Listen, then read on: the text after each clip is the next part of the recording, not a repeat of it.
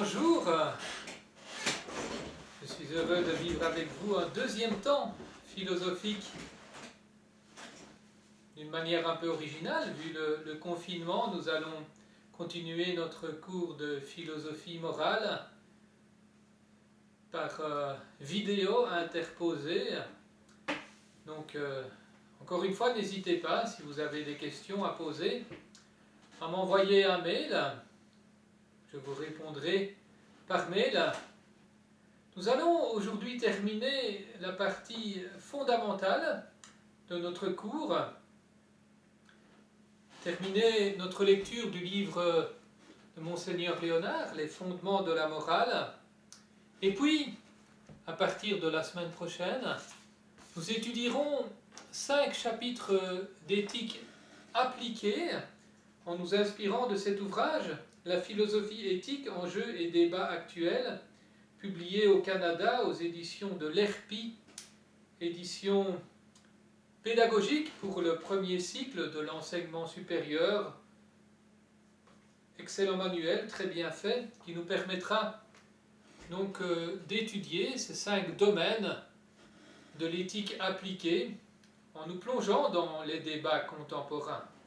Mais avant cela, terminons notre partie fondamentale, notre étude de la philosophie morale fondamentale, des fondements de la philosophie morale, en nous intéressant à une question qui peut-être est celle par laquelle vous auriez voulu que nous commencions, et celle par laquelle des philosophes comme Aristote ou Thomas d'Aquin commencent, quand ils font de la philosophie morale ou de la théologie morale, la question du bonheur. Nous sommes tous faits pour être heureux et nous cherchons le bonheur. Figurez-vous que le but ultime, la fin, au sens de la finalité de la philosophie morale, c'est le bonheur. C'est donc ici que nous allons aboutir, notre cours va aboutir, pour ce qui concerne sa partie fondamentale, à ce chapitre sur le bonheur. Nous n'avons pas commencé, contrairement à Aristote et à Thomas d'Aquin par exemple, par traiter du bonheur, parce que nous voulons nous inscrire dans une perspective plus contemporaine. Et en suivant Monseigneur Léonard, nous avons voulu partir de la liberté, de la façon dont la liberté fonctionne, la liberté humaine fonctionne, pour petit à petit nous acheminer vers le but de la philosophie morale, qui n'est autre que le bonheur. C'est une présentation plus moderne, plus contemporaine de la philosophie morale que celle-là, en partant de la liberté, de la façon dont notre liberté fonctionne, nous avons pu rencontrer davantage l'âme, l'esprit, la mentalité moderne et contemporaine. Les philosophes modernes et contemporains ont toujours voulu partir du sujet humain, partir de la façon dont le sujet humain fonctionne, sujet libre, pour réfléchir au sens de sa vie. La moralité et le bonheur. Vaste sujet. Nous y consacrerons notre séance d'aujourd'hui. Vous pourrez suivre plus facilement cette séance en téléchargeant sur le site internet du Studium de Namur la feuille de route numéro 14, la dernière feuille de route, qui reprend de manière schématique, en résumé, le propos de ce jour. Tout d'abord, considérons que l'homme, à l'évidence, est capable d'être moral ou immoral. De toute évidence, l'homme est capable d'être moral et d'être immoral. L'actualité nous le montre tous les jours. L'histoire de l'humanité nous le montre à souhait. Il y a des moments de grande moralité dans l'histoire humaine ou de petite moralité dans l'histoire quotidienne des gens, et puis il y a des moments d'immoralité, petite ou grande, dans l'histoire quotidienne des gens ou dans l'histoire humaine. C'est d'ailleurs pour ça qu'on fait de la philosophie morale, figurez-vous. Si tout était moral, pas besoin de réfléchir, il suffit de vivre. Si tout était immoral dans l'humanité, ce serait désespéré. C'est parce qu'il y a à la fois dans l'humanité la moralité et l'immoralité que nous faisons de la philosophie morale. Car nous voulons, en faisant de la philosophie morale, comprendre comment être moral, vivre moralement, et nous croyons que c'est possible. L'homme, à l'évidence, est capable d'être moral ou immoral. Cette thèse s'oppose à deux thèses contradictoires. Celle de Rousseau, qui pense que l'homme est bon par nature.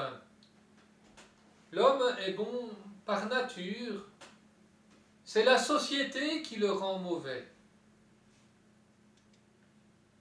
Et celle du pessimisme luthérien, selon lequel la nature humaine est foncièrement corrompue. La nature humaine est vraiment corrompue. Rousseau, d'un côté, le pessimisme luthérien de l'autre, présente deux thèses excessives. Comme souvent en philosophie, la vérité est au milieu.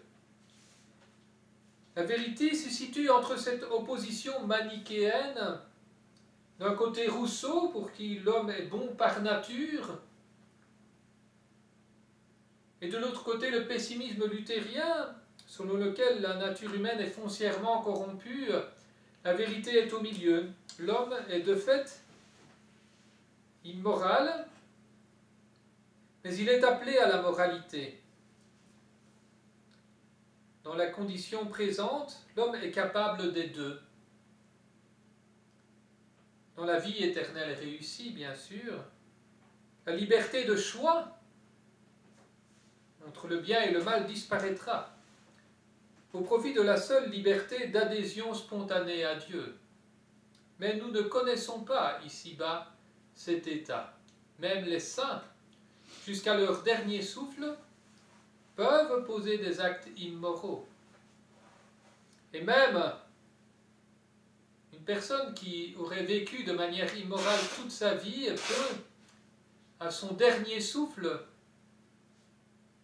embrasser la vie morale, se repentir et poser un acte moral. Ici-bas, l'homme peut être bon, et il ne peut être bon que parce qu'il peut être mauvais. C'est le prix de notre liberté de choix qui est la nôtre ici-bas. Si l'homme était soit naturellement mauvais, soit naturellement bon, il ne serait plus vraiment un homme, mais un animal nuisible, un démon ou un ange, un dieu. C'est parce que l'homme est homme que nous faisons de la philosophie morale. Nous ne sommes ni des anges, ni des dieux, ni des animaux, ni des démons, nous sommes simplement humains. Nous pouvons faire le bien, nous pouvons faire le mal, et donc il est important d'y réfléchir. C'est cela, notre condition. Le problème de la valeur morale ne s'est posé à nous et n'avait en fait de sens pour nous que parce que le mal moral existe et est toujours possible, même chez les saints ici-bas, et parce qu'il est possible aussi d'éviter ce mal moral et de poser de bons actes, des actes moraux. Xavier. Est-ce que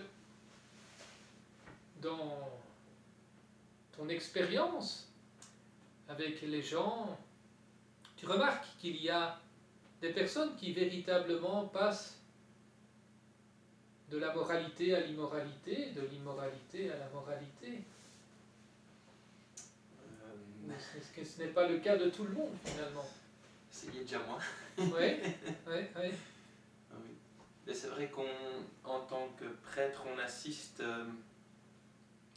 à des gens qui se convertissent, donc qui passent d'une certaine immoralité à peut-être parfois dans un premier temps même à un excès dans l'autre sens, et puis avec le temps qui avance, certains rééquilibrages, d'autres parfois ayant été trop dans l'excès contraire reviennent à leur premier excès.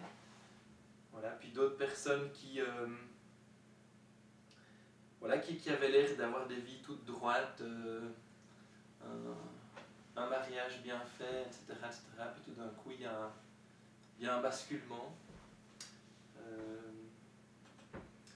Voilà. Donc, c'est difficile, en même temps, c'est difficile de se dire, tiens, en tout cas, on remarque qu'il n'y a pas de stabilité si elle n'est pas cherchée. Si elle n'est pas profondément cherchée, s'il n'y a pas un travail qui est fait. Quoi.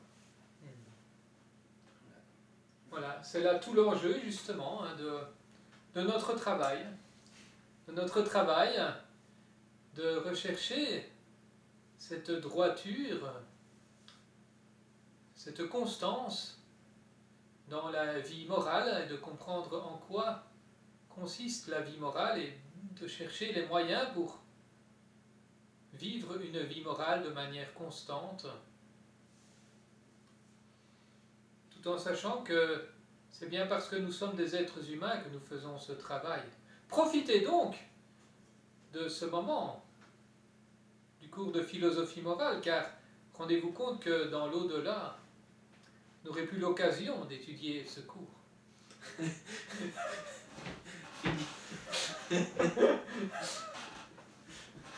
C'est le moment ou jamais. Qu'est-ce que le mal moral? Grande question. Tout le monde se pose cette question. Qu'est-ce que le mal moral au fond? Partons d'un exemple. Est-ce qu'un arbre souffre de ne pas voir? Non. Un arbre ne souffre pas de ne pas voir. Par contre, un être vivant, un animal souffre de ne pas voir. L'être humain souffre de ne pas voir, de la cécité. C'est un manque chez lui. Ce n'est pas un manque chez l'arbre que je vois à travers la fenêtre et qui est d'une grande beauté avec ses fleurs roses, mais qui ne voit pas lui-même qu'il est beau.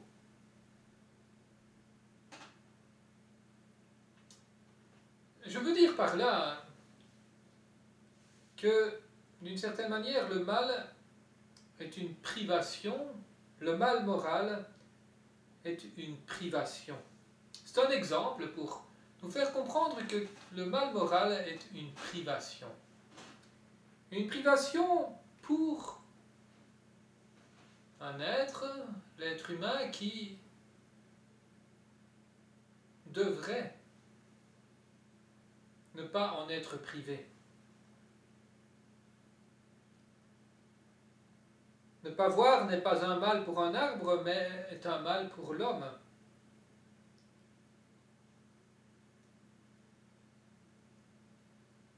Le mal moral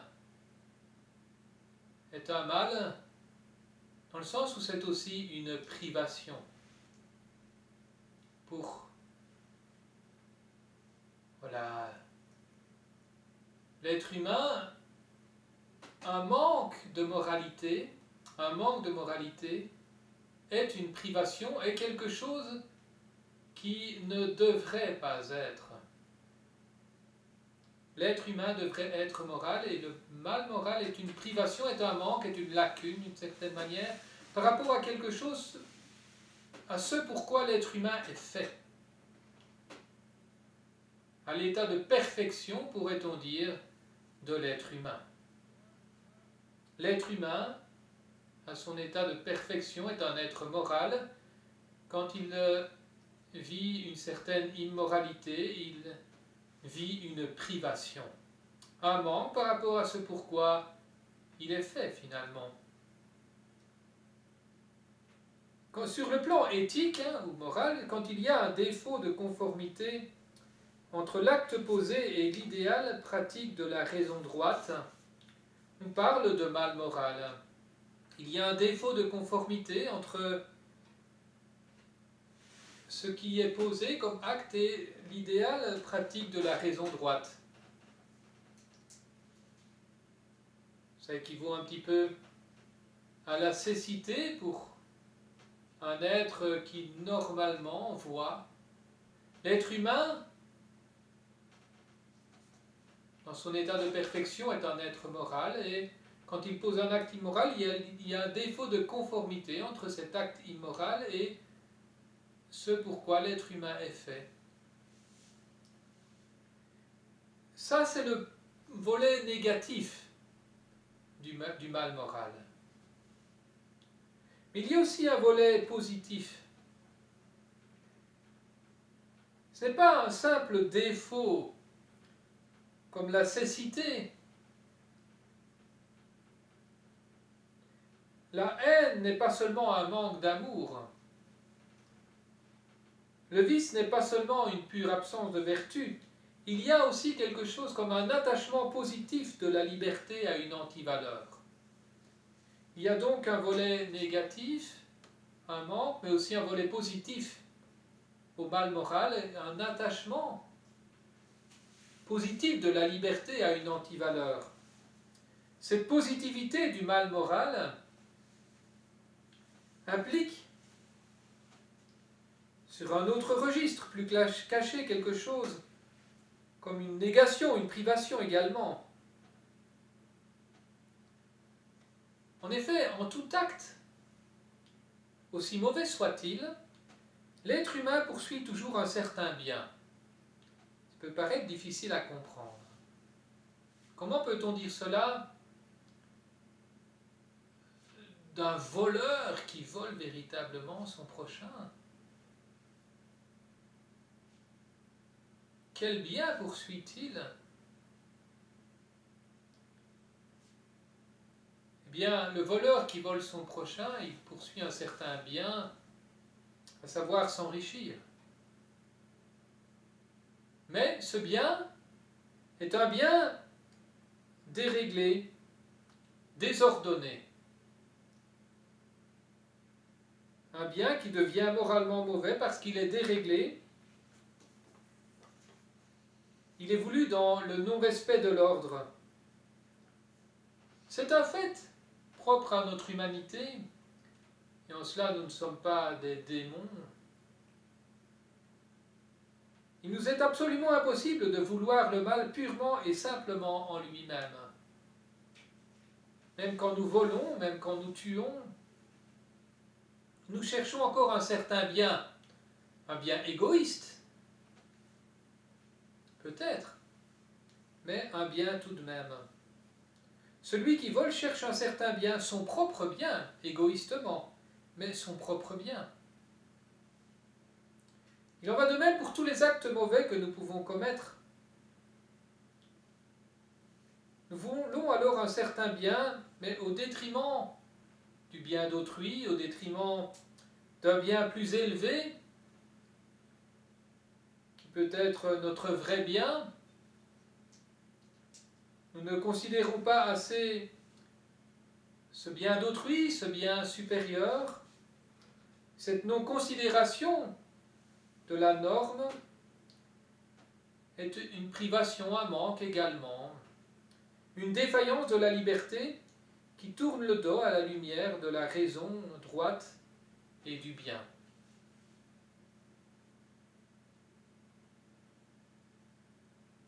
Comment comprendre que l'homme, l'animal raisonnable qu'il est, soit si peu raisonnable, si souvent? Comment un être habité par la raison, et pour lequel la raison est la norme prochaine de la moralité, est-il poussé si puissamment de l'intérieur de lui-même à agir contre la raison? C'est un scandale et une énigme pour la philosophie. Pourquoi l'homme agit-il mal, de manière déraisonnable, alors qu'il est un être raisonnable? C'est une énigme pour la philosophie, la fameuse question du mal. Pourquoi? C'est un mystère. Et même, notons-le, ici, puisque nous s'adressons tout de même d'abord à des séminaristes, la réflexion théologique illuminée par la révélation, même la réflexion théologique illuminée par la révélation ne dissipe pas le mystère du mal. Elle l'éclaire de manière secourable, elle offre une issue pour aller par-delà le mal, dans le royaume du bien, mais elle ne dissipe pas le mystère de l'existence de ce mal, de cette possibilité pour l'homme, lui qui est un être raisonnable, de chercher un bien non raisonnable. C'est lié à cette liberté de choix qui est la sienne et qu'il utilise mal. Pourquoi le fait-il? C'est finalement une énigme.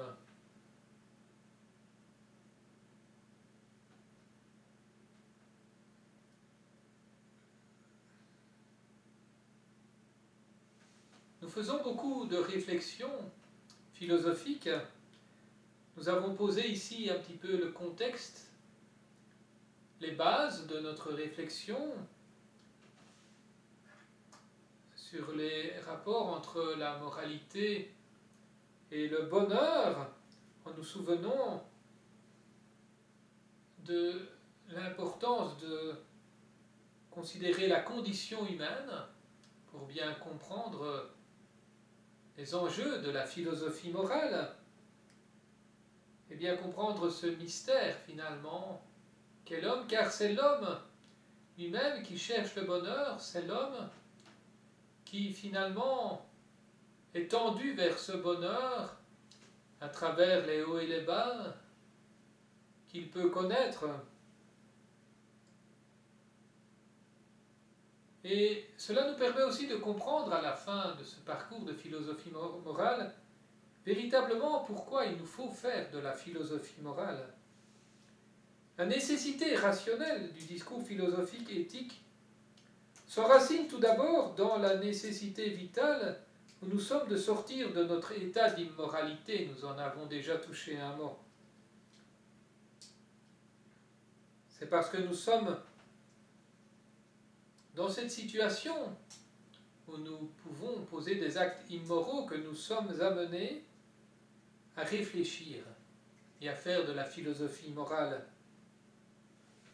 C'est une nécessité vitale au départ, qui est celle de sortir de l'immoralité, qui nous pousse à réfléchir, à faire de la philosophie morale. Par ailleurs, la signification de l'éthique est portée par le dynamisme vécu en vertu duquel nous sommes à la recherche du bonheur. Et la science morale nous intéresse dans cette quête. Nous sommes à la recherche du bonheur et nous posons des actes pour être heureux. La morale philosophique ne peut apparaître que sur le fond d'une morale concrète, vécue. Une morale concrète vécue comme une recherche du bonheur.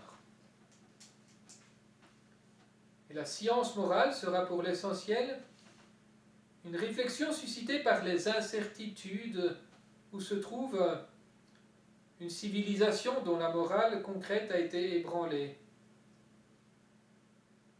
Une civilisation vivait dans une sorte d'évidence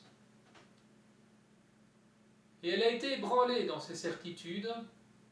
Elle s'est donc mise à réfléchir pour savoir comment mieux vivre une vie morale, mieux tendre vers ce bonheur vers lequel tout homme tend. Lisons un passage du manuel de Monseigneur Léonard, page 331, qui nous présente comment on en est arrivé dans la Grèce antique à commencer à faire de la philosophie morale. Xavier, tu peux nous lire ce passage de là, entre crochets? Dans le monde que nous laisse entrevoir l'Iliade et l'Odyssée d'Homère, il n'y a pas encore de place pour un discours organisé sur la morale, pour cette simple raison que la morale vécue des vieilles cités grecques jouit d'une sorte d'évidence immédiate qui rend superflue la réflexion sur les valeurs. Par contre, quand commence le déclin politique de la cité, c'est-à-dire à l'époque de Socrate et de Platon, l'ébranlement des certitudes communes rend nécessaire une discussion sur la morale. Comme le dit poétiquement Hegel au terme de sa préface aux principes de la philosophie du droit, ce n'est qu'au début du crépuscule que la chouette de Minerve prend son vol. En d'autres termes, c'est quand la morale concrète d'une culture ou d'une nation a commencé de se dissoudre que la réflexion abstraite devient nécessaire et prend son élan. Quelques lignes plus haut, Hegel avait encore écrit « Lorsque la philosophie peint sa grisaille dans la grisaille, une manifestation de la vie achève de vieillir. » Quel beau passage! Nous permet de comprendre deux choses. Nous l'avons déjà dit, c'est quand il y a un problème que l'on commence à réfléchir. Du temps de l'Iliade et de l'Odyssée d'Homère, tout semblait évident. Mais du temps du déclin politique de la cité, à l'époque de Socrate et de Platon, les certitudes qui longtemps ont structuré la vie commune ont été ébranlées et alors a commencé la réflexion philosophique en matière de morale. Ce n'est qu'au début du crépuscule que la chouette de Minerve prend son envol, a écrit Hegel. Savez-vous que la chouette est le symbole des philosophes? C'est le symbole traditionnel des philosophes, de la philosophie, qui sont un petit peu comme des êtres spécialisés pour la nuit. La chouette vit beaucoup la nuit. On voit d'ailleurs parfois son regard briller dans la nuit. Les philosophes vivent aussi la nuit. Ils commencent à réfléchir quand ça ne va plus. Quand tout va bien, pas besoin de faire de la philosophie, ou pas beaucoup. C'est quand ça ne va plus qu'il faut commencer à réfléchir et chercher des solutions, faire de la philosophie. C'est donc un travail nocturne que celui du philosophe, et en particulier du philosophe qui s'intéresse à la morale. Et aujourd'hui, dans notre société contemporaine, nous aurons l'occasion d'en prendre la mesure lors des 5 dernières séances. Nous allons étudier 5 chapitres de l'éthique contemporaine. Aujourd'hui, beaucoup de certitudes sont ébranlées. On a du mal à trouver des points de repère communs pour construire la société. Nous le verrons dans les séances à venir, et donc il est important, particulièrement important aujourd'hui, de faire de la philosophie morale en particulier. C'est quand la morale vécue ne va plus de soi que la réflexion éthique gagne en importance. Ceci dit, ce rôle s'arrête là, au niveau de la réflexion critique, pour plus de lucidité. Après, il faut vivre. Vient la valeur morale elle-même. L'individu moral n'est pas celui qui se pose du matin au soir des problèmes de morale, mais celui qui vit sa morale avec tout son être, à tel point que même ses intérêts et ses désirs sont devenus moraux, et que la moralité est ainsi pour lui comme une seconde nature. Ici comme ailleurs, la vraie philosophie naît de la vie et y retourne. Xavier, est-ce que dans ton expérience, tu as pu constater l'importance justement de la philosophie morale pour apporter de la lumière dans la vie des gens, en particulier aujourd'hui où les certitudes qui ont tout un temps structuré la vie de la société sont ébranlées? Le lieu où ça se passe le plus souvent, c'est évidemment le confessionnel. Donc, on ne peut pas en dire énormément, évidemment. Oui. Ah oui, oui, bien sûr, bien sûr, bien sûr. Mais c'est vrai que c'est souvent là que ça intervient, dans le sens où, pas toujours, mais régulièrement, on a des personnes qui sont ébranlées dans leur moralité, suite à des expériences négatives, parfois qu'ils ont vécues, dues à un autre ou à eux-mêmes aussi. Voilà, et donc ils ont besoin aussi parfois d'avoir une parole d'espérance qui vient un peu reconstruire, qui les permet de réébaucher sans doute un modèle, une façon d'être. Voilà. Donc, et puis peut-être l'autre moment où ça intervient, c'est aussi par rapport peut-être à des sociétés, des moments de défi comme aujourd'hui, où les conditions dans lesquelles on est jeté, on peut dire ça comme ça, provoquent une forme de crise, et alors il y a une réflexion un peu qui s'enclenche, je remarque chez nous, mais chez tous nos contemporains, sur comment vivre le mieux ce moment, quoi. Soit on entre dans une phase de rébellion, on s'est dit mais tiens, comment vivre ce moment, et on voit aussi qu'il y a une réflexion morale qui se fait à travers les blagues qu'on reçoit sur WhatsApp ou ailleurs. Voilà. Je ne sais pas ce que tu en penses, Christ. Si, en effet, donc aujourd'hui les gens sont fort ébranlés dans leur certitude, que ce soit au niveau individuel, de la conscience individuelle, au confessionnal, on le remarque. La société dans laquelle on vit est de nature d'ailleurs à ébranler nos certitudes personnelles. Et au confessionnal, on est amené régulièrement à éclairer les gens, en faisant notamment appel à des éléments de philosophie morale. Qu'est-ce qu'une vertu ? Il faut expliquer aux gens que c'est une disposition habituelle à faire le bien, et un vice, une disposition habituelle à faire le mal. Que donc, une personne qui retombe dans son péché ne doit pas en être forcément étonnée si ce péché est le fruit d'un vice. On peut lui expliquer que il lui faudra probablement du temps pour se déshabituer, par exemple.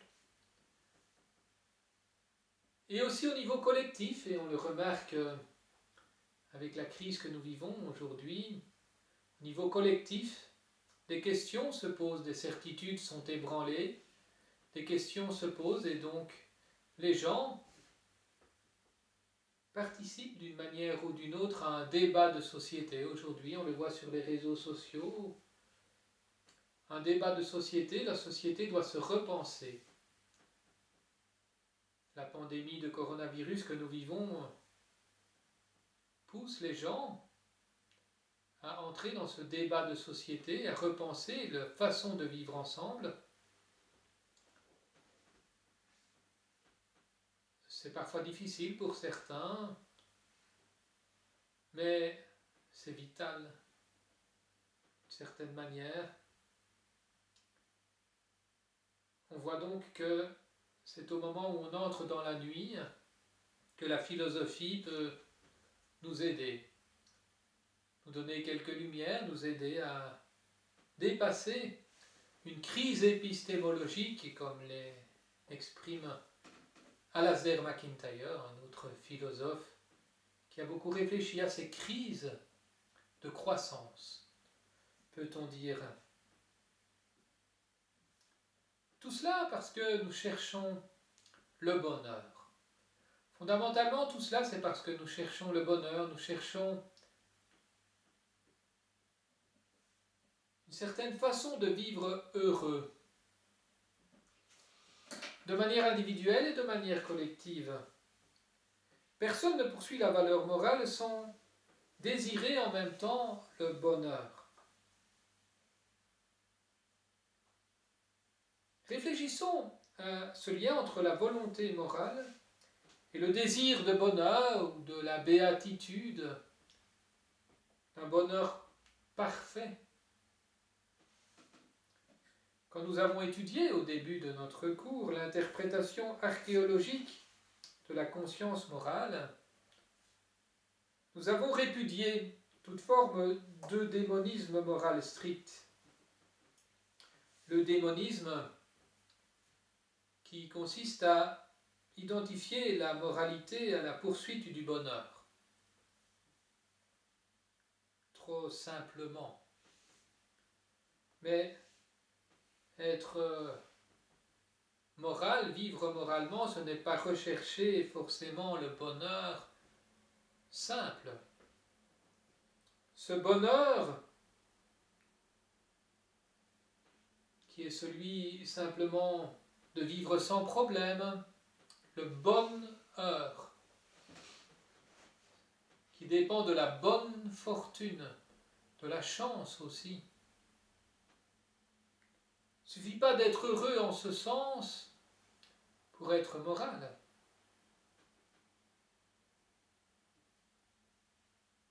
Réduire la moralité à la poursuite du bonheur, compris dans ce sens, réduirait beaucoup les choses et reviendra à mettre dangereusement entre parenthèses l'amour de la valeur qui nous demande parfois de sacrifier notre bonheur, compris en ce sens. Reviendrait à mettre dangereusement entre parenthèses la liberté et la raison qui nous permet d'avoir des idéaux plus nobles que la recherche du bonheur, compris comme celui de la bonne fortune. Cependant, la morale n'aurait aucun sens pour l'homme si elle ne lui offrait pas une espérance de bonheur. Le cœur de la morale est le devoir concret. Sa visée ultime est le bonheur, la béatitude, mais pas ce bonheur primaire de la bonne fortune, de l'évitement des problèmes, mais le bonheur de l'homme dans toutes ses dimensions. Un bonheur plus grand donc, plus haut placé. Nous avons vu les limites de notre liberté humaine. Pour infiniment précieuse qu'elle soit, la liberté avons-nous vu, ne caractérise formellement que la zone étroite de la relative transparence où l'homme est présent à soi et dispose de soi, et c'est pas énorme. Nous estimons beaucoup notre liberté, l'homme moderne et contemporain l'estime énormément, mais nous savons que, oui, nous sommes libres, mais jusqu'à quel point? Oui, il y a une transparence à soi, nous disposons de nous-mêmes dans une certaine mesure, mais jusqu'à quel point?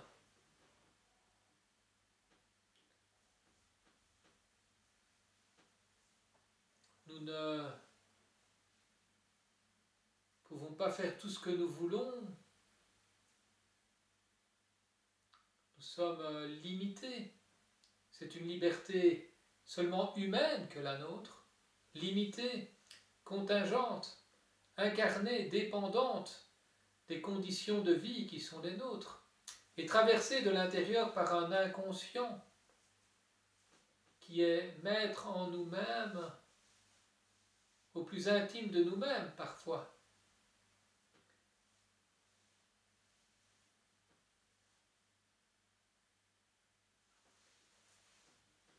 Notre liberté est donc réelle, avions-nous vu, mais toute humaine, très limitée. Et pourtant, au-dedans de nous-mêmes, nous ressentons cet appel à la béatitude, au bonheur parfait. Il y a un irrésistible élan.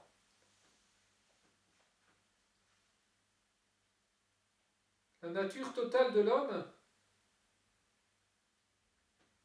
était aussi animée par un irrésistible élan qui l'emporte dans une direction qui tend vers pratiquement un infini. Ce dynamisme est orienté vers l'accomplissement plénier de notre nature humaine intégrale, vers notre béatitude. Quel est ce bonheur, cette béatitude? La question qui s'impose à nous est donc celle du rapport entre valeur morale et cette béatitude.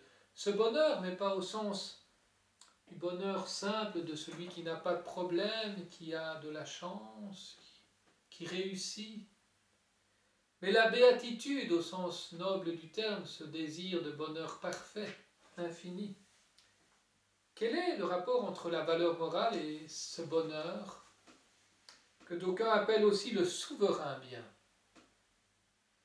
Les réponses données à cette question tout au long de l'histoire de la philosophie recouvrent toutes les positions qui étaient logiquement possibles en fait. Et elles sont au nombre de 4. Il y a donc la première réponse dont nous avons déjà parlé, insatisfaisante à plus d'un titre, donc c'est cet eudémonisme strict du bonheur comme étant celui de la bonne fortune, de la chance, ou encore ces variantes que sont l'hédonisme, le bonheur qui se réduit au plaisir, l'épicurisme,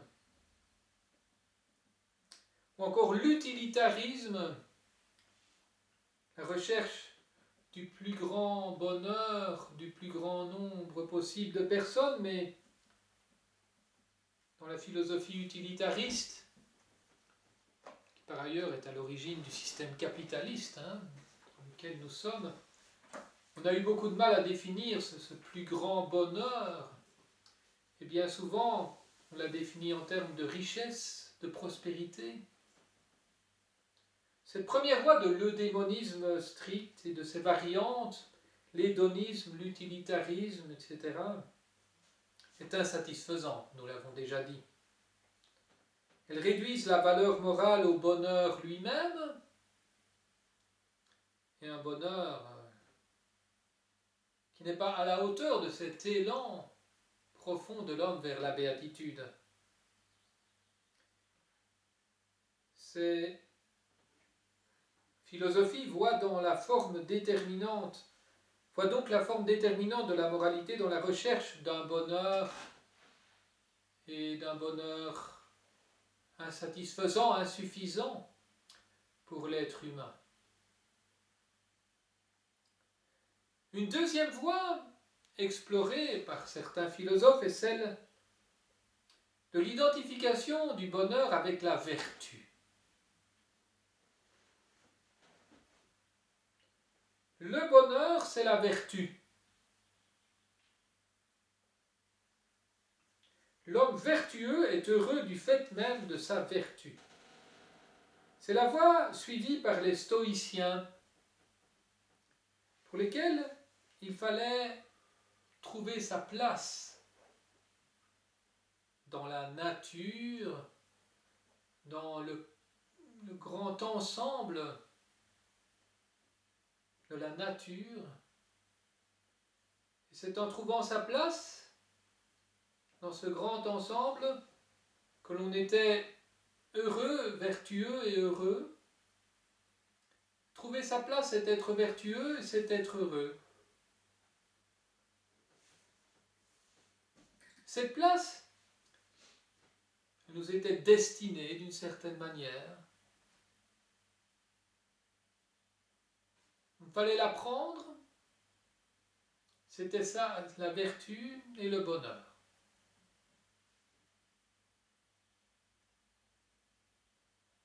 L'homme vertueux est heureux du fait même de sa vertu. Et il fallait occuper cette place de manière stoïque, en acceptant cette place. Spinoza est un autre représentant de cette deuxième école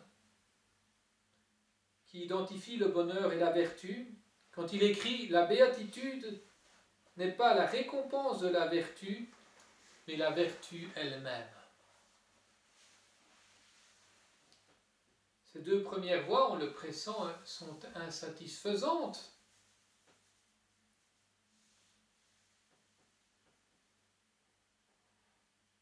On voit bien que l'élan profond de l'être humain n'aboutit pas, ne trouve pas véritablement sa fin, sa finalité quand quand on considère que l'être humain est fait pour occuper cette place de manière stoïque, en acceptant sa place, vivant vertueusement et trouvant là son bonheur.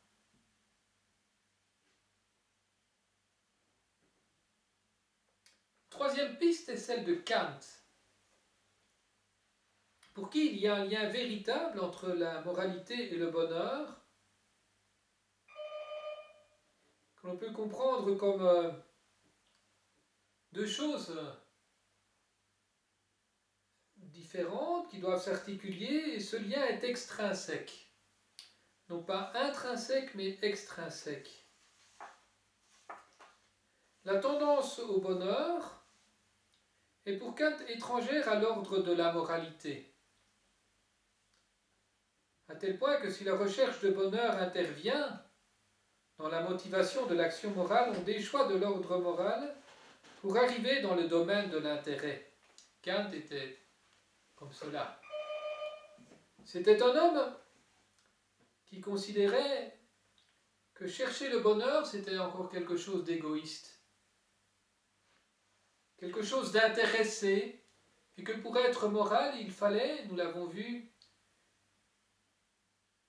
agir par devoir, pour le devoir, et pas pour être heureux, que c'était encore quelque chose d'intéressé, d'égoïste, qui corrompait la motivation morale comme telle, qui est pour Kant de chercher le devoir pour le devoir. Mais pour Kant, il y avait tout de même un lien extrinsèque entre la moralité et le bonheur,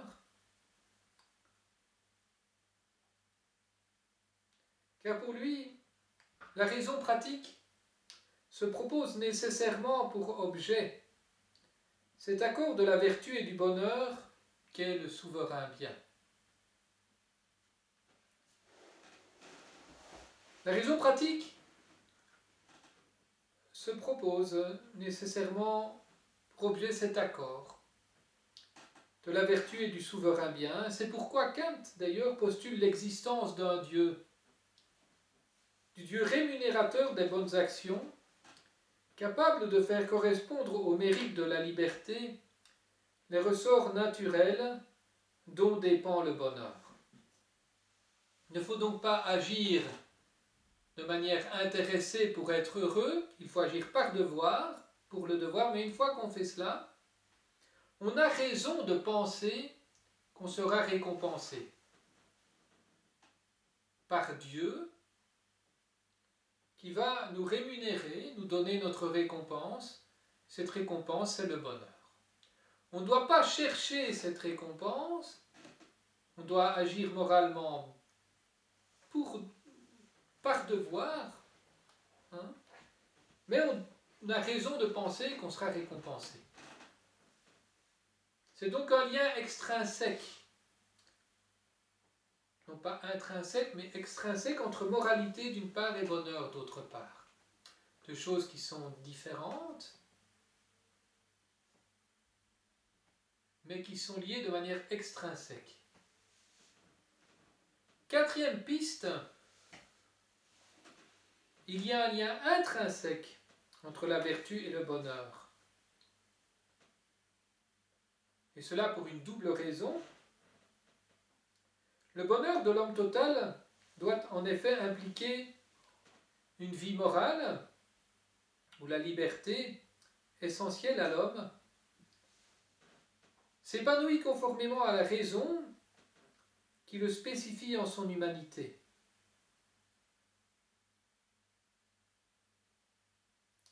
Donc le bonheur total pour l'homme doit impliquer la liberté qui est essentielle. Liberté qui s'épanouit conformément à la raison qui le spécifie comme être humain. Et la vie morale est une condition du bonheur. Celui qui a mauvaise conscience n'est pas heureux. Celui qui vit vertueusement a la paix intérieure. Et cela est une promesse, un avant-goût du bonheur véritable. Il y a donc une double raison. La première, c'est que le bonheur de l'homme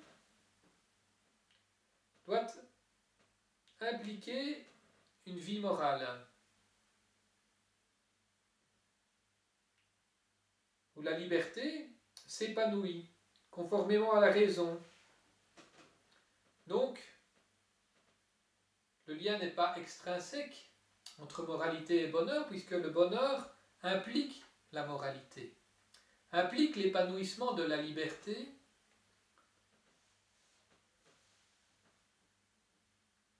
qui vit moralement, de manière rationnelle, ce qui est le propre de l'homme.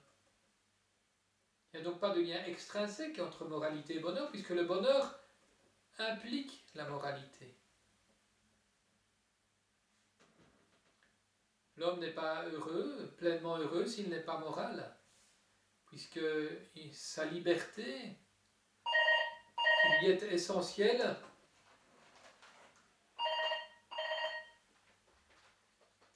ne s'épanouit pas comme elle le devrait, si l'homme ne vit pas une vie morale, une vie rationnelle.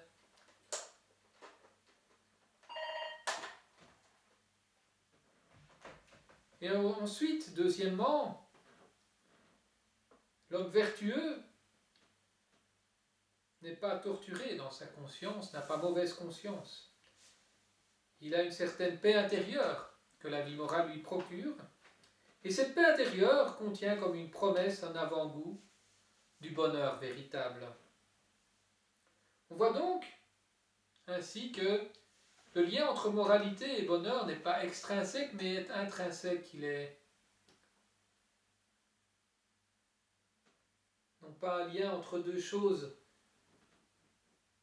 qui sont extérieures l'une à l'autre, mais intérieures l'une à l'autre. Le bonheur et la moralité sont d'une certaine manière intérieures l'un à l'autre. C'est la position de Thomas d'Aquin et à l'époque contemporaine du philosophe Éric Weil, qui était très intéressant et qui rejoint pas mal des positions que défend Monseigneur Léonard dans son ouvrage. Monseigneur Léonard opte évidemment, donc, comme vous l'aurez compris, pour la quatrième position, qui est celle qui engrange le plus d'arguments raisonnables, rationnels, d'arguments qui rencontrent la vie telle que on peut l'expérimenter. Le vrai bonheur de l'homme, le bonheur profond de l'homme n'est pas ce bonheur trop simple de l'eudémonisme, de l'hédonisme, de l'utilitarisme, cherchant la prospérité, le plaisir, la bonne fortune. Le bonheur de l'homme, le bonheur profond de l'homme n'est pas non plus ce bonheur stoïcien de celui qui a trouvé sa place et qui, étant vertueux, est heureux, étant à sa place, est heureux, sans plus, acceptant la fatalité d'une certaine manière. Le bonheur de l'homme n'est pas à l'extérieur de la vie morale, comme chez Kant, où il y a la vie morale qui ne doit pas s'encombrer d'une recherche du bonheur, mais qui vient, la vie morale est comme récompensée de l'extérieur par un Dieu rémunérateur qui donnerait le bonheur. Non, c'est de l'intérieur que la vie morale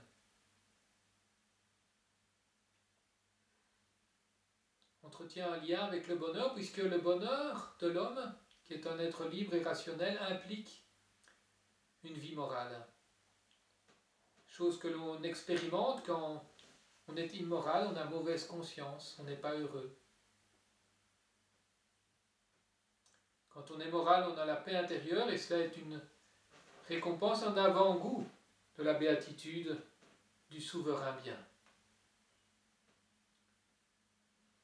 On voit donc que le lien entre la moralité, la vie morale et la béatitude, le souverain bien, est un lien intrinsèque.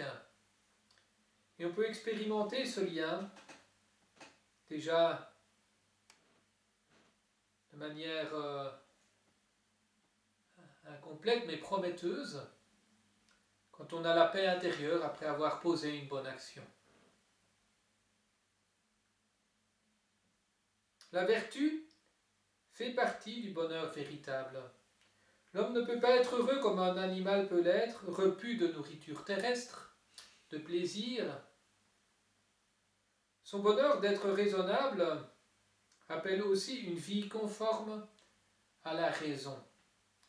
L'épanouissement parfait de l'être humain comporte aussi celui de l'intelligence, reconnaissant l'ordre objectif des valeurs morales, et de la volonté, se conformant à la loi naturelle promulguée par la raison.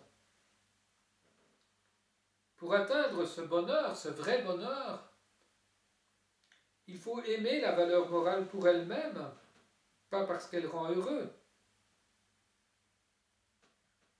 Kant nous met en garde ici.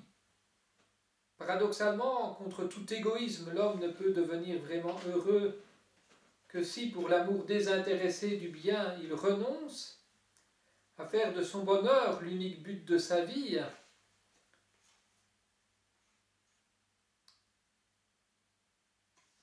C'est l'intention morale comme telle qui confère sa signification ultime, proprement humaine au dynamisme du désir, mais inversement. Le désir du bonheur, et là on se détache de Kant, le désir du bonheur est nécessaire pour que l'intention morale soit efficace. Car je ne puis vouloir avec l'énergie suffisante que ce qui m'apparaît aussi à court et à long terme comme mon bien, et ce bien qu'est le bonheur parfait est un bien que l'homme a raison de rechercher. Il est clair qu'une tension ici persiste entre l'intention morale et le désir de béatitude. En Dieu, cette tension n'existe pas, car Dieu, c'est le bien parfait. Donc quand Dieu désire le bien parfait, il se désire lui-même. Quand il se désire lui-même, il désire le bien parfait. Mais nous ne sommes pas le bien parfait. C'est le signe de notre finitude. On n'est pas Dieu. On n'est pas des êtres pour qui la poursuite de notre bien propre, de notre bonheur, peut s'identifier avec l'amour du bien. C'est seulement pour Dieu que se vouloir lui-même et vouloir le bien coïncident absolument. Pour nous, cela ne coïncide pas. Il y aura donc toujours cette tension entre recherche du bien, recherche du bonheur, vie morale.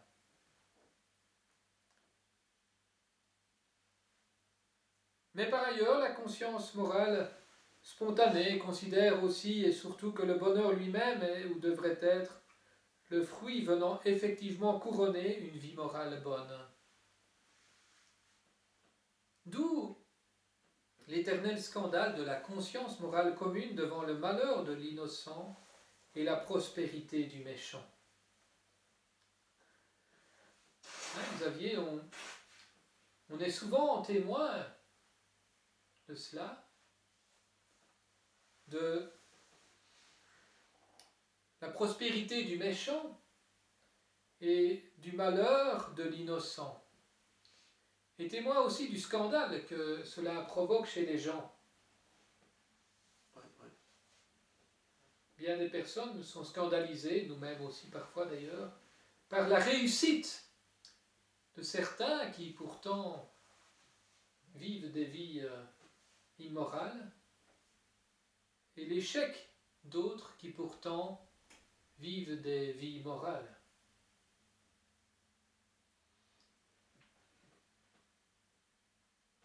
Que répond-on à ces personnes? Quelle est ton expérience là-dessus? C'est compliqué. C'est compliqué, hein? Mais en tout cas, c'est vrai que quand parfois il y a vraiment le mal qui s'acharne sur certaines personnes, on peut dire vraiment très fortement.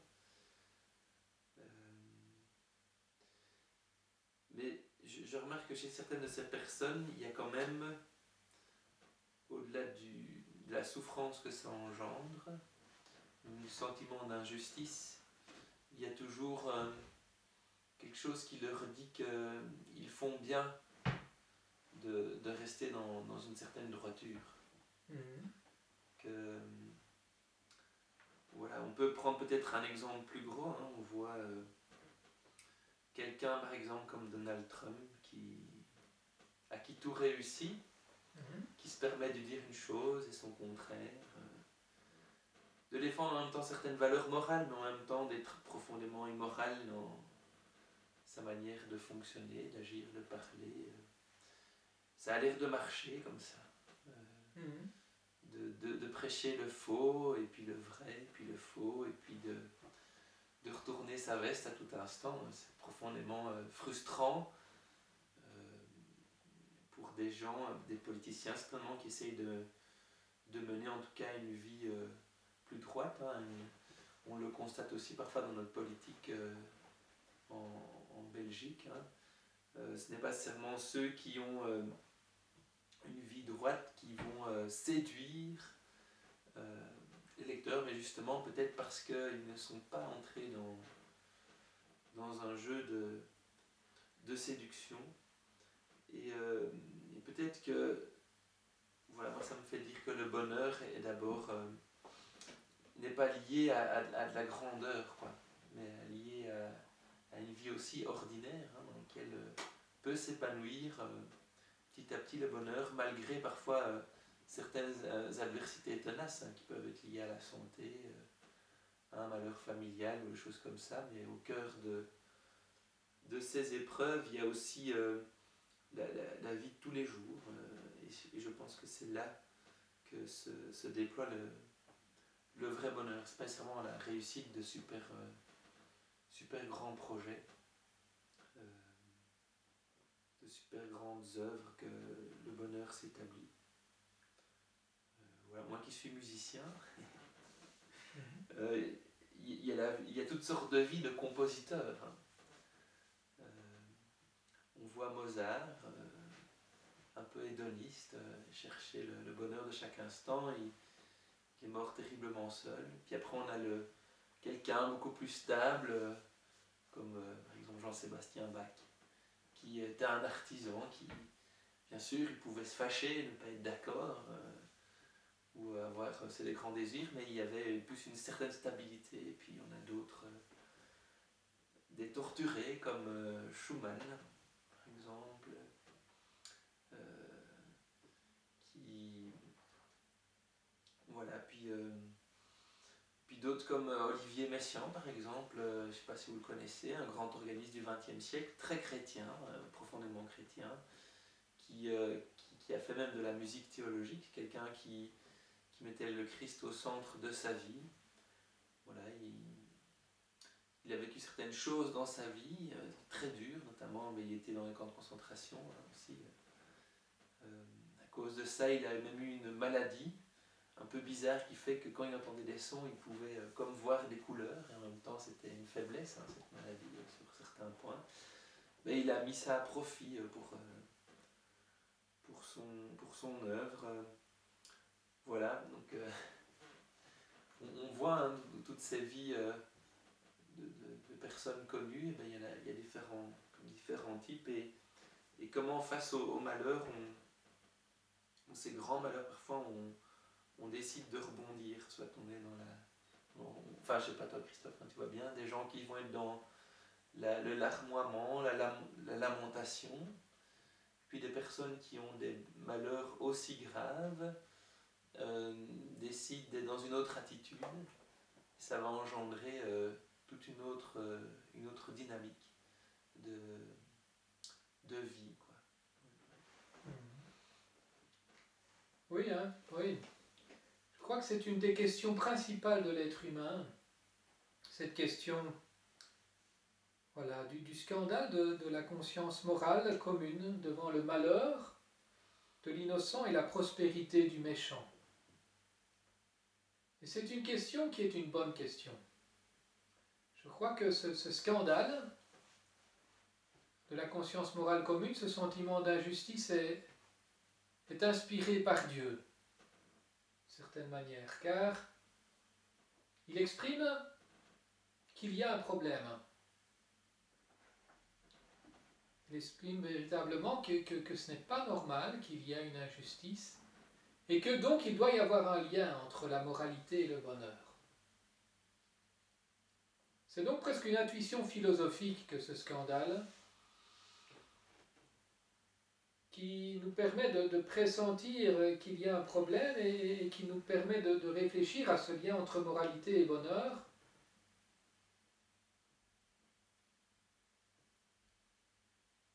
Et qui nous permet d'une certaine manière de comprendre qu'il doit y avoir un lien. On comprend implicitement ou explicitement qu'il doit y avoir un lien entre la moralité et le bonheur, et pourtant dans la vie réelle vécue, il n'y a pas souvent, pas toujours, ce lien entre moralité et bonheur. Ça nous permet de comprendre aussi que ce monde n'est pas normal, qu'il y a un problème dans ce monde. Ça nous permet de comprendre que le bonheur qui est recherché et atteint par certains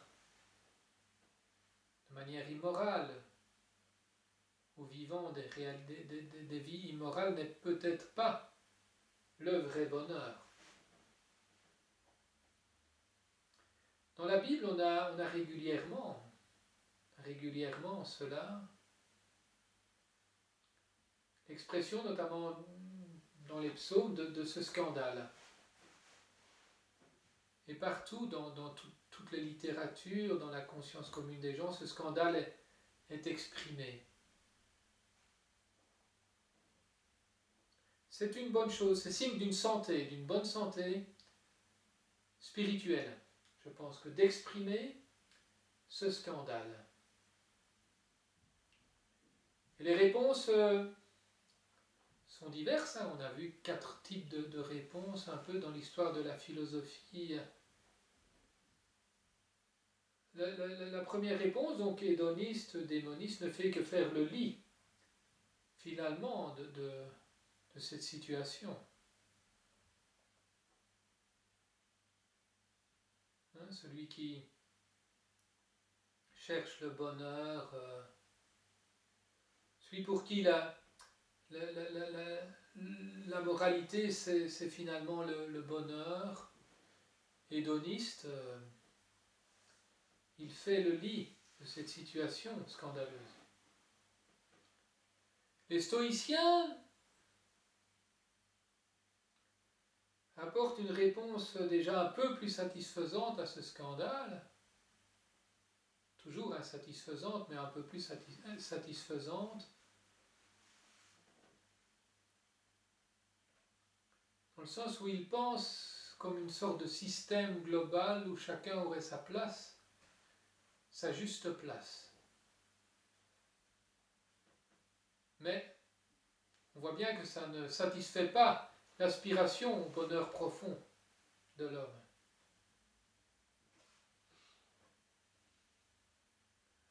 L'homme vertueux n'est pas forcément heureux non plus en ce monde, ni dans le système global des stoïciens, cette nature où chacun aurait sa place et aurait à prendre sa place. L'acceptation stoïque n'est pas le bonheur auquel aspire l'être humain profondément. Chez Kant,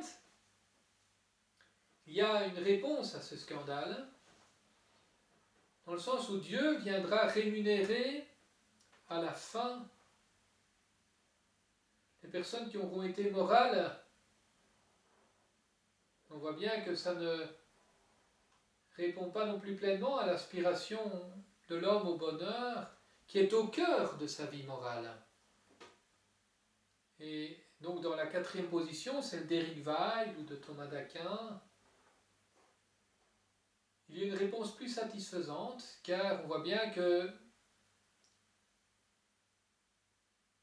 l'aspiration au bonheur contient la vie morale, cette vie qui implique la liberté de l'homme, la liberté rationnelle de l'homme, doit être incluse dans ce dynamisme, cette dynamique de la recherche du bonheur, mais du vrai bonheur, pas du bonheur du premier stade, hédoniste, utilitariste, mais du vrai bonheur qui finalement, et c'est là sans doute la réponse que Kant apporte aussi à sa manière, ce bonheur on ne l'atteint pas ici-bas. Ici-bas, on n'atteint pas ce vrai bonheur. On en a un pressentiment dans la paix intérieure, la paix de conscience, que l'homme vertueux expérimente. ce vrai bonheur, ce souverain bien, on ne l'atteint que dans l'au-delà. Mais le scandale de l'homme qui est scandalisé par le malheur de l'innocent ou la prospérité du méchant exprime quelque chose de bon, c'est le signe d'une bonne santé philosophique et spirituelle. Et on a tort, je pense, on a eu tort durant toute une période de négliger la question du mérite et de la sanction. On a parfois dit, oh mais d'une manière un peu stoïcienne, l'homme vertueux a sa récompense, son bonheur c'est sa vertu. Si tu fais le bien, ta récompense c'est le bien que tu fais. Et tu ne dois pas chercher une récompense venant de Dieu. Tu ne dois pas chercher autre chose. Désire simplement la vertu et ce sera ta récompense. Non. On a raison de désirer une récompense qui n'est pas la seule vertu, le bien que l'on fait, mais autre chose, une véritable récompense. Et la conscience morale spontanée de l'être humain a raison quand elle pense que Dieu va récompenser le juste et sanctionner le méchant. Quand on parle du paradis,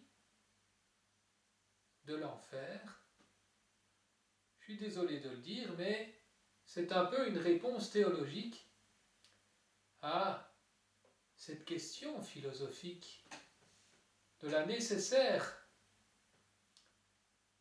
sanction et aussi de la juste récompense, d'une part de celui qui a mal agi et d'autre part de celui qui a bien agi. Car la récompense de l'homme vertueux, ce n'est pas la vertu seule.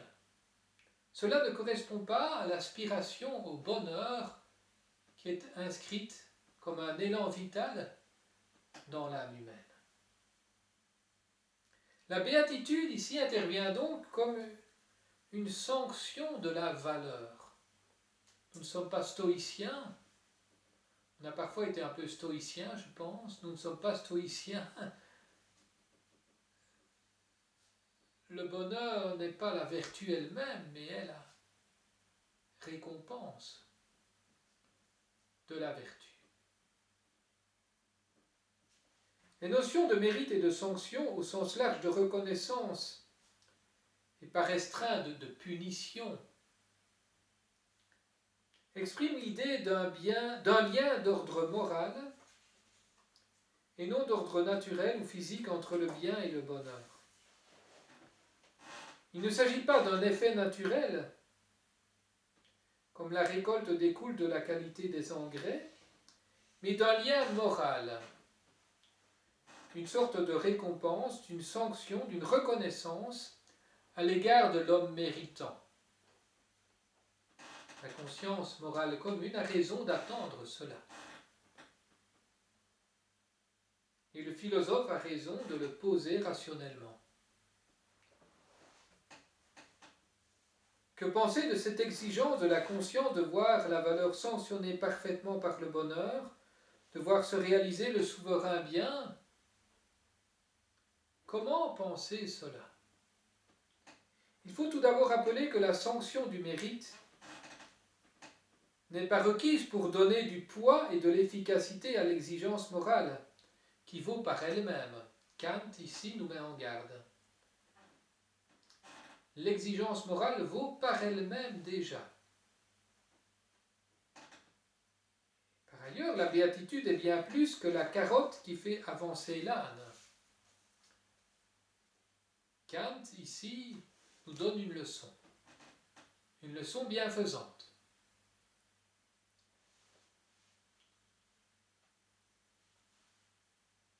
Mais on n'est pas non plus des stoïciens pour qui la récompense est la vertu, point point final. Tu es vertueux, tu as ta récompense. Non, il y a plus quand même. L'aspiration profonde de l'homme au bonheur est autre. La dynamique de l'aspiration au bonheur est autre. On aspire à autre chose qu'à la seule vertu elle-même. On peut appuyer l'idée d'une harmonie entre valeur et bonheur par deux arguments d'ordre métaphysique. Nous avons déjà vu le premier. La liberté humaine faisant partie de la nature humaine, l'une et l'autre participent d'un même dynamisme. Les deux ordres, donc, la recherche du bonheur qui est au cœur de la nature humaine et puis le dynamisme de la liberté qui s'exprime dans la vie morale, participent d'un même dynamisme. L'homme cherche son bien propre, le bonheur, et au cœur de ce bonheur proprement humain, il y a quand même toute cette vie de la liberté humaine, cette vie morale donc. Il est donc convenant que sur le plan même de leur distinction, l'ordre du bonheur et l'ordre de la valeur soient reliés. Il y a un lien intrinsèque, on l'a déjà vu, entre la moralité et la béatitude. Reliés par quoi? Par quoi d'autre que par le mérite et la sanction en vertu de leur enracinement commun dans le même dynamisme. Par quoi d'autre seraient-ils reliés sinon par le mérite et la sanction? S'ils sont dans un lien intrinsèque comme deux choses différentes mais pourtant liées intrinsèquement, par quoi d'autre seraient-ils reliés sinon par le mérite et la sanction?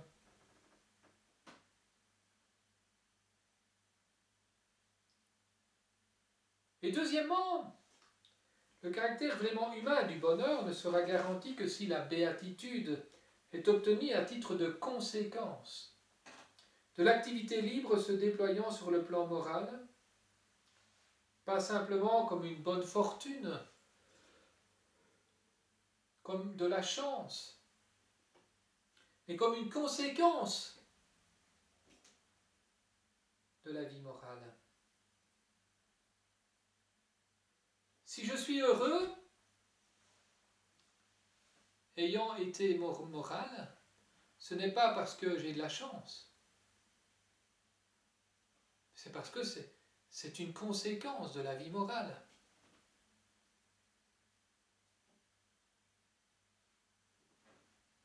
Obtenir la béatitude de cette manière proprement humaine, pas comme d'une certaine manière une plante, qui serait heureuse parce qu'elle a la chance d'être au soleil, et d'avoir de l'eau et une bonne terre, mais comme un être humain qui est heureux parce qu'il a vécu à la hauteur d'une humanité libre et vertueuse. Obtenir la béatitude de cette manière proprement humaine, comme une conséquence d'une vie morale, c'est la recevoir comme une récompense venant sanctionner un mérite. Ça paraît logique. L'harmonie de la valeur et du bonheur dans le souverain bien correspond donc à une exigence rationnelle, métaphysiquement fondée.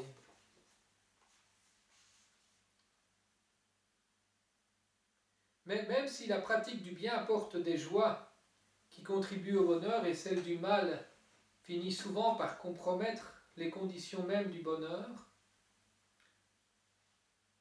il faut reconnaître que régulièrement dans l'expérience vécue, cet accord entre félicité et vertu n'est pas réalisé ou très imparfaitement. D'où le recours de beaucoup à un au-delà, où cet accord serait vraiment réalisé, comme chez Kant, ou dans la tradition chrétienne, ou dans nombre d'autres traditions, où on a cette idée d'un au-delà, où cette harmonie, cet accord entre vertu et bonheur est réalisé.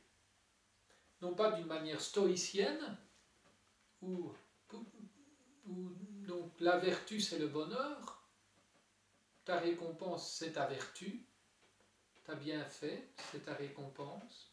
Ne cherche pas autre chose, ne cherche pas une autre récompense que ta vertu, non, ça c'est le stoïcisme. On voit bien que ce n'est pas satisfaisant, que ça ne répond pas à l'élan vital profond de l'homme qui cherche un bonheur total. Et c'est bien de chercher ce bonheur total, ce n'est pas un mal, c'est un bien. Mais d'une autre manière, un monde où il y aurait cette harmonie, cet accord intrinsèque entre d'une part la vie morale de l'homme et le bonheur.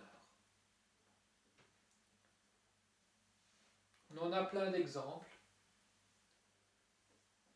dans l'hindouisme, dans l'islam, dans le judaïsme, dans le christianisme, chez Kant. Les exemples foisonnent, comme autant de réponses à ce scandale de la conscience morale commune qui voit l'innocent malheureux et l'homme immoral heureux dans sa réussite. Cette idée d'un accord tel exige une véritable immortalité personnelle, donc, car ici-bas, on n'y arrive pas. Pour que cela puisse arriver, il faut donc qu'il y ait un au-delà. Et cela exclut, notons-le ici, des au-delà où le moi personnel est supprimé. On doit donc tourner le dos à l'idée de réincarnation. Il faut que celui qui est récompensé soit le même que celui qui a vécu.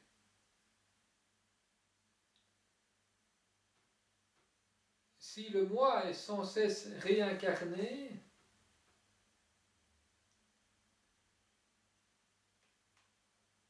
cet accord entre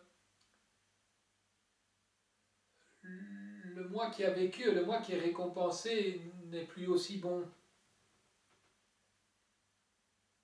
Parce que pour qu'il y ait mérite, il faut que je puisse faire le lien consciemment entre la situation résultant de la sanction et l'acte par lequel j'ai mérité. Or, dans la doctrine de la réincarnation, cette conscience du lien est exclue. On ne se souvient pas de ses vies antérieures. Donc, à la limite, on est heureux, mais on ne sait pas pourquoi.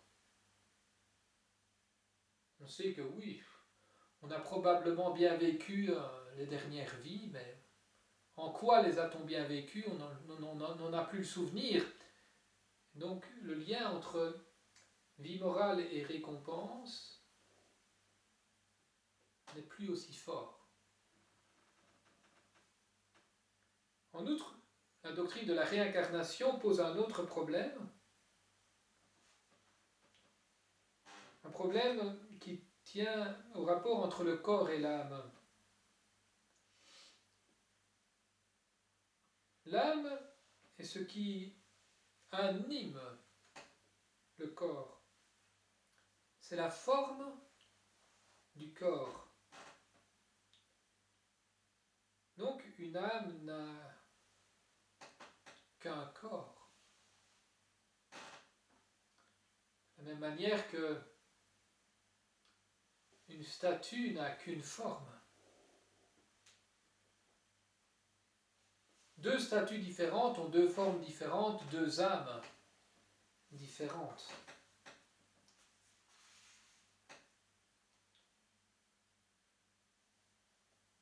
Fermons la parenthèse. sur cette doctrine de la réincarnation qui pose problème ici. Recevoir la récompense d'autrui, notons-le, de Dieu, n'est en rien incompatible avec la dignité humaine.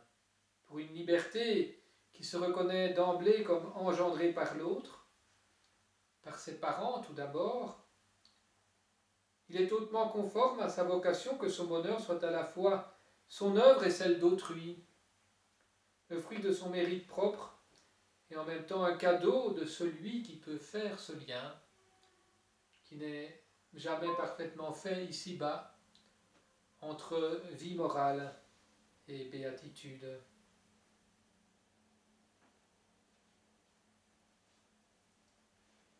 La doctrine chrétienne de l'immortalité personnelle, de la résurrection, est infiniment plus stimulante, encourageante sur le plan moral que celle de la réincarnation, et plus satisfaisante sur le plan rationnel également. Elle montre notamment le prix infini de ma vie actuelle, se concluant par une mort unique, en faisant le lien entre moi, mon corps,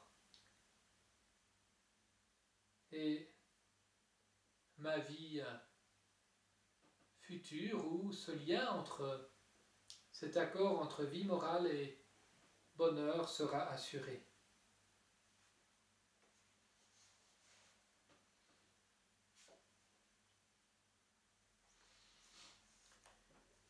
Quel est l'objet de cette béatitude? Je suis conscient que nous dépassons ici petit à petit le plan purement philosophique.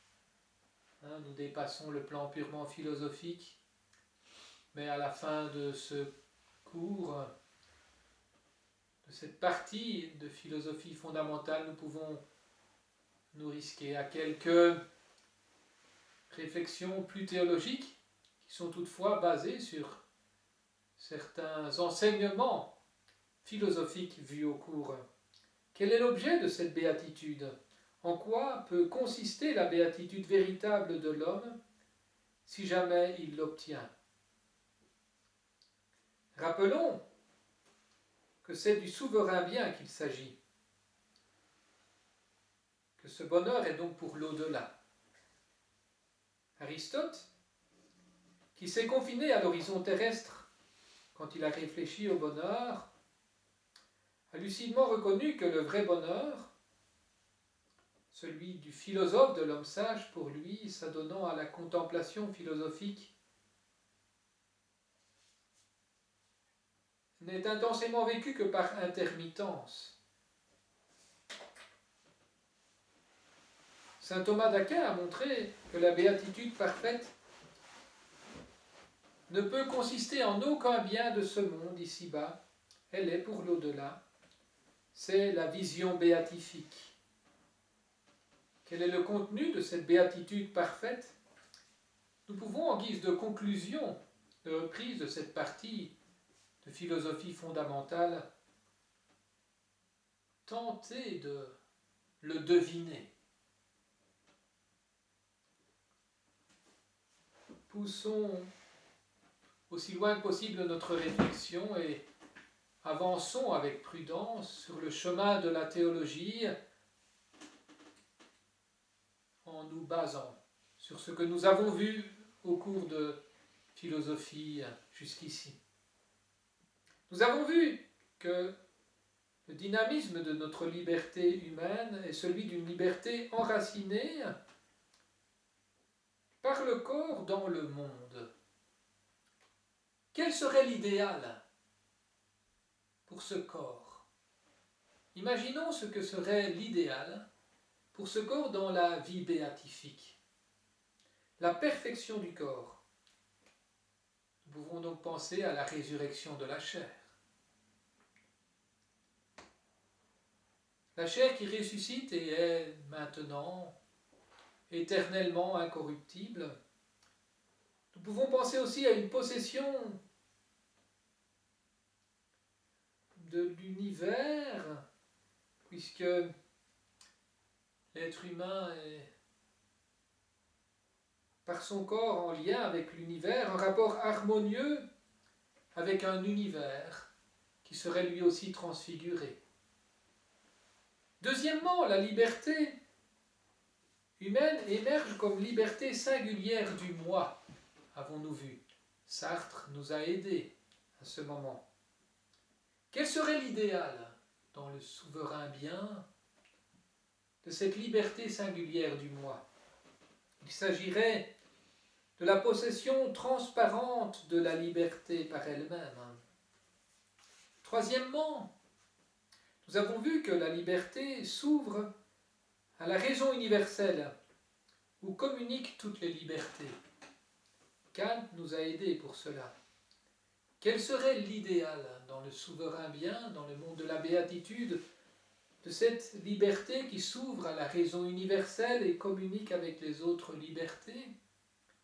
Il s'agirait d'une sorte de communion d'amitié avec tous les sujets personnels, une universelle amitié pleinement réalisée. Quatrièmement, la liberté humaine, dans son rapport à autrui, découvre le mystère de l'être et par-delà son ouverture à autrui découvre enfin le mystère de l'autre, du tout autre. Quel serait l'idéal de ce rapport au tout autre? Dans le monde de la béatitude, bien sûr, une communion avec Dieu, et une communion universelle avec Dieu, non pas seulement singulière avec Dieu, mais universelle.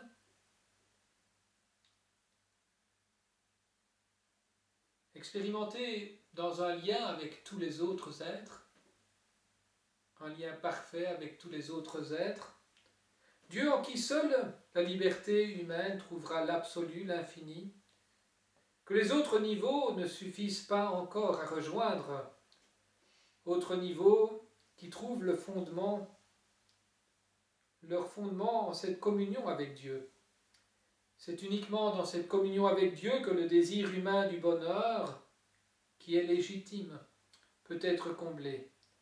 Car nous sommes faits pour communier à cet infini, à un infini qui est Dieu. Nous avons en nous ce désir de l'infini qui trouve sa plénitude en un être infini, divin. Notre bonheur ne peut être à son comble que si nous voyons Dieu face à face, donc et pas seulement de manière analogique, à partir des créatures, mais cela est impossible à un être créé. Ce sera donc le fait d'une grâce surnaturelle. Nous ne pouvons pas aller beaucoup plus loin. Notre réflexion philosophique au départ peut déboucher sur ce genre de considération si nous tentons d'imaginer quel serait l'idéal dans la béatitude, dans l'au-delà de tout ce dont nous avons parlé au cours de cette partie de philosophie fondamentale qui s'achève ici. Il n'y a plus qu'à prier, Xavier. Hein? Voilà. Voilà. Prier. Oui. Voilà. Donc, merci beaucoup. Merci, Xavier. De rien. Pour voilà, ce témoignage de vie de prêtre que tu nous donnes également, qui je pense plaira aux séminaristes et aux autres auditeurs, donc qui regarderont cette vidéo peut-être que je posterai également sur Facebook. Nous étudierons donc dans une deuxième partie du cours 5 domaines de philosophie morale appliquée, d'éthique appliquée, à partir du livre de Michel Métayer. 5 domaines très actuels. L'éthique des affaires, l'éthique de l'environnement, la bioéthique, l'éthique de la science et de la technologie, et enfin Xavier nous y a un peu introduit. L'éthique de l'art, la musique notamment. Merci beaucoup et à la semaine prochaine.